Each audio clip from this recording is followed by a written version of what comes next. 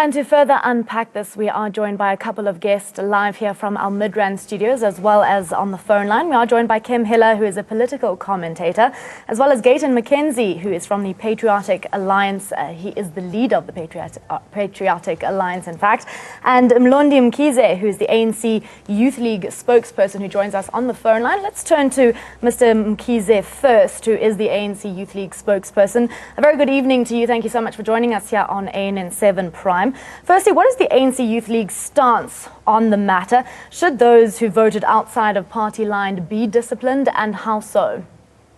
Well, the first thing that we want to do is to greet this evening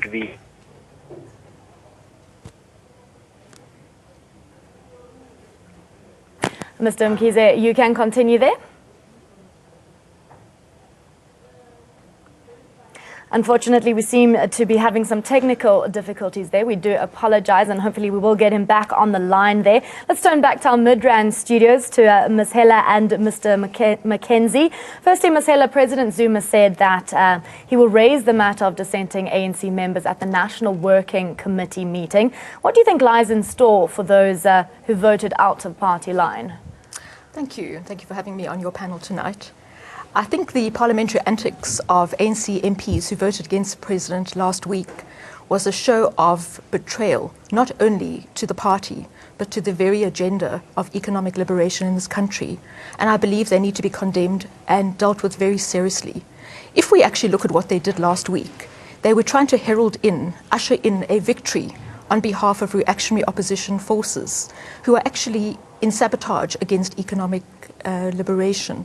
So the ANC MPs have defined themselves outside of what we could call the ANC squad. I mean, imagine for a moment if we had Kaiser Chiefs on the field and their defense went out in help of the attack team of Orlando Pirates. There would be a riot.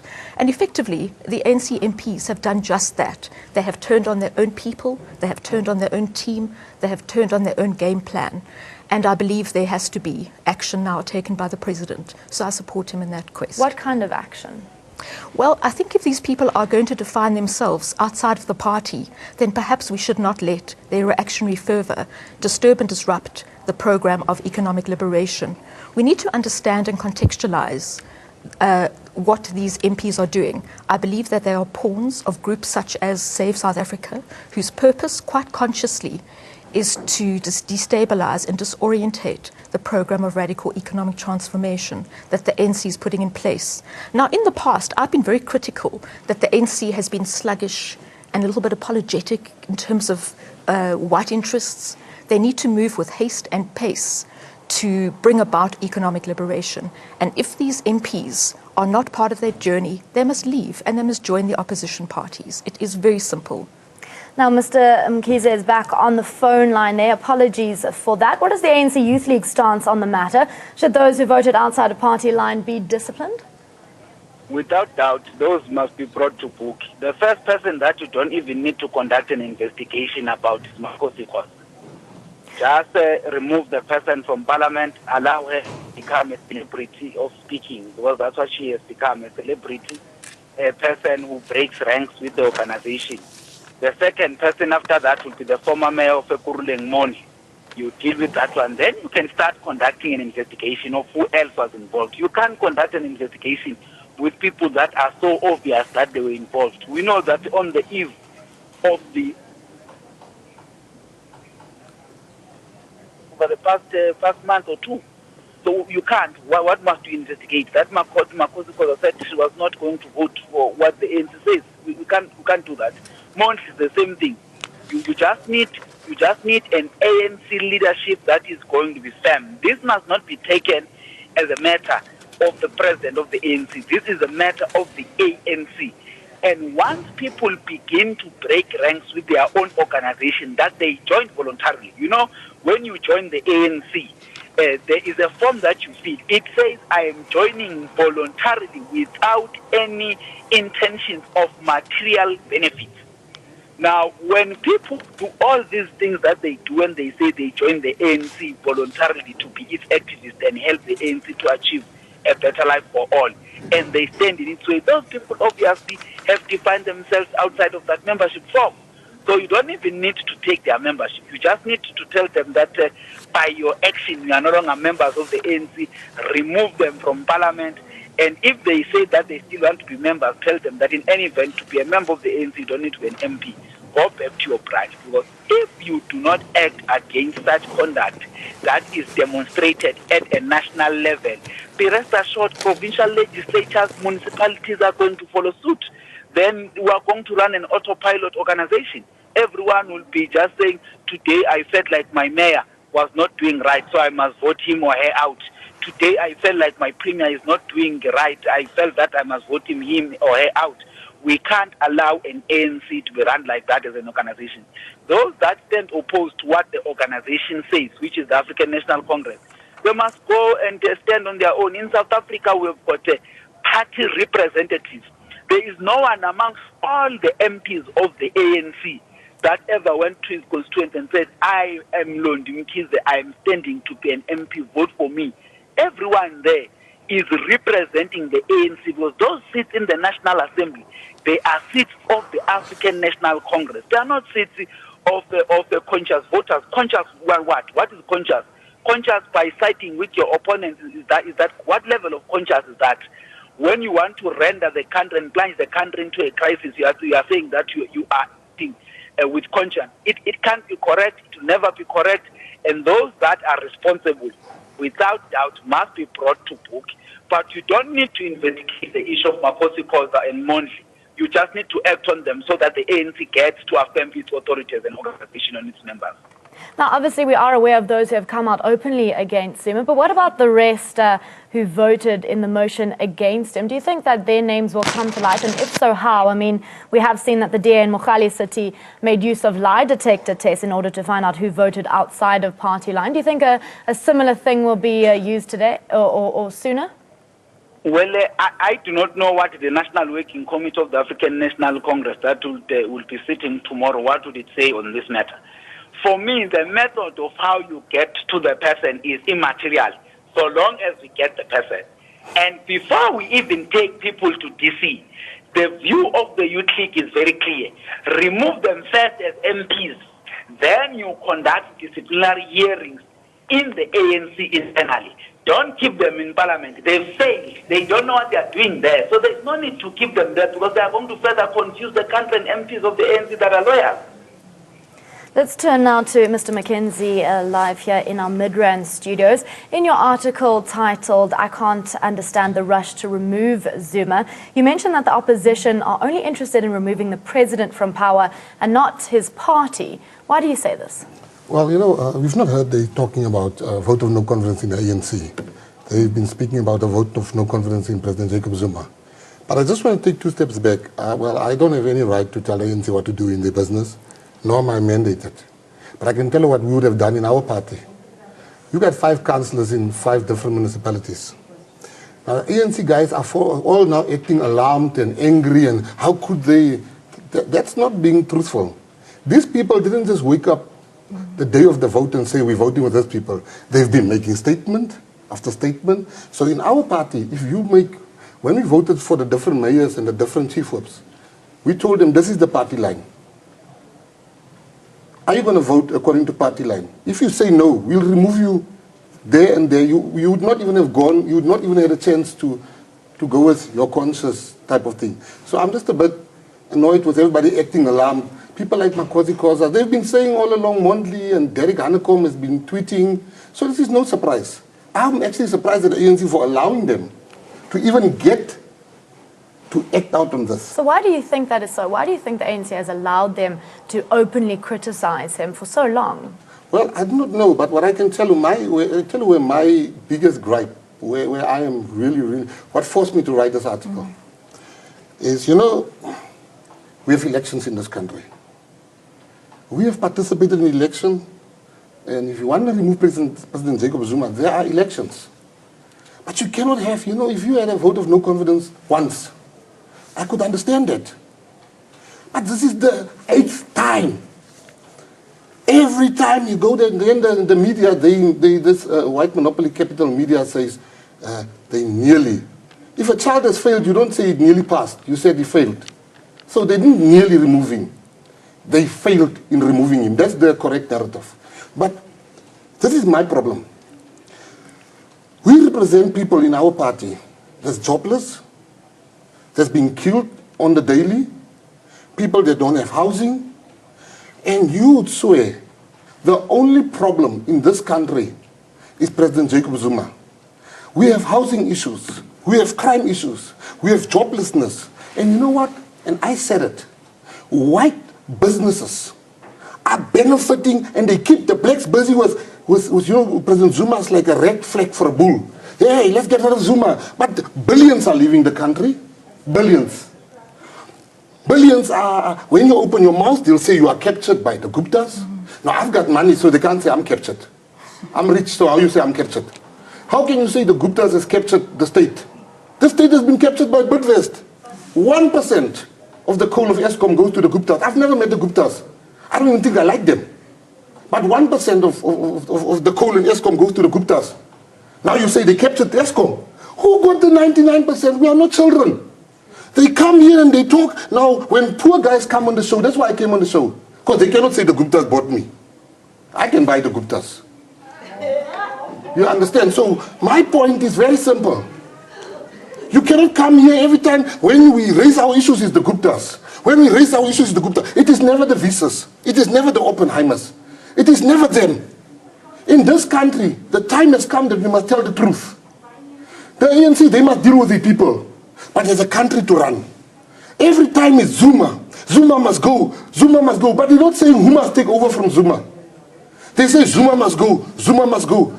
But they're not telling us who are they going to put there. Now, my question I ask today, who's paying for all these buses?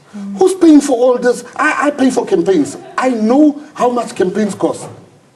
I know how much campaigns cost. And every time you hear, there's lawyers, there's buses, there's t-shirts, there's everything. Our people don't have jobs. Young people in this country don't have businesses. It breaks my heart. So ultimately, this has been a distraction For in 8 your times, mind. if you failed once, I can understand. In conclusion, you know, they've made, President Zuma has become the bogeyman for non-delivery. Because they don't deliver in the different provinces. They invoke the name of Zuma. I'm sure a man, when he can't perform at home with his wife, he says, you know, this is all Zuma's fault. So blaming Zuma. Let's talk about Even the for matters of the bed, they would blame Zuma at night. I can't get an erection in Zuma. We're kind of getting off track here, but let's talk about the MPs who went against Zuma in this motion of no confidence. Do you feel that there should be action against them? Well, I can't tell you what the ANC should be doing, but I can tell you in our party, they would have been gone. If we give a line in our party, and you march according to that line, that for me, it's not even the problem. The MPs that voted for you can't tweet bad about our party being a member of our party. We will deal with you. For me, that's leadership. But you see, the ANC, their own processes of over-democracy. They love democracy to an extent that, like, they invented democracy. Now, the ANC is being hit by their own processes. Anybody thinks him. But my issue here, this is not about Zuma. And the moment black people get to know this, the better. Zuma's on his way out. This man's got 4 months left. 4 months. What is the haste in removing a man that is already 1 foot outside? But you know what is the haste? Because President Zuma was very late with radical economic transformation. Very late. But at least his bus arrived. Well, now his bus is here. As Ms. Hela did state... His bus is here. Ms. Hela, can we turn to you Sure. now? Let's talk about the fact that we obviously have these open critics of Zuma. What about those who names haven't necessarily come to light as of yet? What do you think lies in store for them? Well, as I said, I think if they want to define themselves outside of the party and on the wrong side of history by pursuing and supporting a reactionary agenda against radical economic transformation, they must do that. So I think that they have brought about their own sanction, and I do believe the ANC must act against them. But I also think at the same time the ANC needs to pay less attention to these voices, because they are a small voice, actually. If we look at the branches, there is no support for President Zuma to go. And that is the real voice of the ANC. we don't see in most of this country a call for President Zuma to go. So I think you are completely correct. This is an orchestrated, well-funded campaign to oust a president, but effectively oust a democratically elected government, and that is out of order. So I support your views, and I think that I have said before in one of my articles that a campaign like Save South Africa, of which these MPs are merely pawns, is a very well-funded campaign. It's a big marketing campaign with a very small voice. So let us not get distracted by these many voices. We cannot allow disgruntled individuals to dislodge a very important program of liberation in this country. Mr. Mckienze, on the phone line, the ANC Youth League spokesperson. I understand that the ANC Youth League believes that those who voted against the party line should be disciplined or even removed. Now that the ANC has been struggling to unite the party, will this removal and discipline unite the party at all? What do you feel? See, the problem is that when you see an ill-disciplined element, and you think that an ill-disciplined element can hold unity in an organization, you are thinking wrong. When someone is ill-disciplined, he has defined himself or herself outside of the code and conduct of the African National Congress. You see, one thing that we ought to understand, joining the ANC is not a right. You know, in South Africa, you've got a right to life, right to decent living, all of those things. There is no one who has got the right to be a member of the ANC. Being a member of the ANC is a privilege. That's why when you apply to join the ANC, you wait for your branch executive committee to accept you, because that's what the constitution of the ANC says. So if people think that is the right for them to be ANC members and then go to parliament and do as they please, that's something else. You know, I hear people saying today that we must do things with conscience. You know, I even heard at some point the former president of the country suggesting, so Comrade President Betrayal. That is wrong. When he was a president, who was conducting himself with conscience? Because everyone there was conducting himself in line with the party discipline. It can't happen. You will never have an ill-disciplined element that has got capacity to unite an organization. By the mere fact that someone is ill-disciplined, he is being disruptive. Then you can't expect a disruptive element to be a uniting element. Disruptive element and divisive element. Maybe when you remove from the ANC membership this disruptive element, you stand a better chance of uniting the ANC than to think that you can unite the ANC with these elements.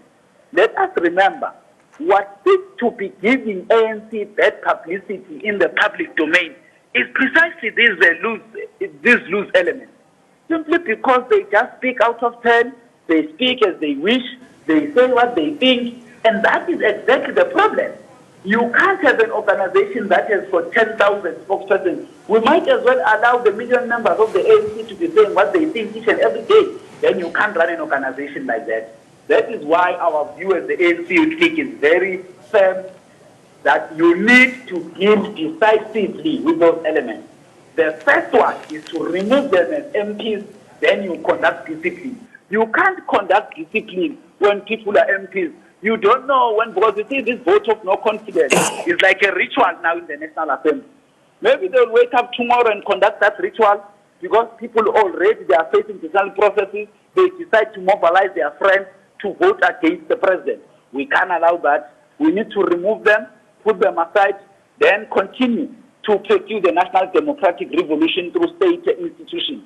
Once the ANC thinks that it can be soft to these ill-disciplined elements, then there is no reason when members of the branch, when members of the region, when members of the province conduct themselves in an ill-disciplined manner, because they will say, we saw from an NEC member who was busy tweeting a bad thing about his own colleagues that he serves with in the NEC. You know, at some point, Comrade Jackson himself, a National Executive Committee member, says, no, NEC members must resign, all right?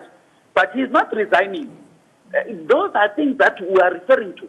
That's why you need to act decisively against them, because it is these elements, when you fail to act decisively, they start to mobilize themselves and begin to think that they are an organization within an organization. You can't allow that to continue. That's why you need to deal decisively with those elements. You see, if the ANC had acted as we have been consistently saying, that those that are acting out of 10 of the organization should be disciplined. The ANC will not be facing these challenges of 26 people operating like freelancers, they act as they wish because they believe that because there is an oath that they took in Parliament that they need to do as they please. We can't allow that. There is no one here when there are elections who says, I am campaigning on the basis that I will be loyal to South Africans in Parliament. Everyone is an MP in this country simply because his political party or her political Mr. party. Mckienze, unfortunately, we don't have time there, but thank you so much for joining us on ANN7 Prime. Let's turn lastly to our in-studio guests. Do you believe the ANC National Working Committee will crap the whip against these vocal critics in tomorrow's meetings? Let's start with you, Ms. Heller. Yes, I think they should. And I think we must realize that this is warfare between those who are trying to preserve the patterns of economic wealth in this country in white hands, which they have benefited from, and those who are trying to get out of the clutches of this domination. And sorry, briefly, right. Mr. Mckienze. Well, I don't think they will really act with decisively. That's my opinion. But I just want to say very briefly, you see the problem in South Africa is that this is a fight. We must name the enemy. The enemy is white monopoly capital. And the people that defend white monopoly capital, like Sipho Pichani, like all these people, I can name them, all of them, including myself. We've made our money from white monopoly capital. All of us, from Baleka Mbete, Sipho Pichani. Thabo Mbeki's wife is probably the richest black woman in this country. Now I'm saying, the state capture, the President Zuma, we call on him to say, have that commission of inquiry with immediate effect. So that you mustn't even go to politicians, go to all their wives. Every politician, I will even be one person say, go to that one's wife, go to that one's wife, because they're sitting on big deals. They must not come tell us now white monopoly capital doesn't exist. How did I make this money? How do they make the money? We made this money through white monopoly capital. Now white monopoly capital said, all of you, go out and go and defend us. It's only, I'm one of the few people that goes like, I don't get instructions from white people. So basically my point is very simple. It is time for the ANC to act. I doubt they'll act tomorrow. But this fight is a fight that has been originated in Stellenbosch. The instruction comes from Stellenbosch without a doubt. Go there. The state capture report must be, they must investigate. They must have the commission. Whoever is guilty, whether you are Indian, whether you are colored, whether you are white, the nation should know. But they must not lie to us here and said, even President Mbeki saying there's no white monopoly capital. How did his wife make these billions? Unfortunately, we have to cut you off there. Gayton Mckienze, thank you so much for coming through, as well as Kim Heller. We really do appreciate your comments here in this debate. We really do appreciate your time. Thank you so much. Thank you. Well, that brings us to a short break. We'll be back with more news and updates after this.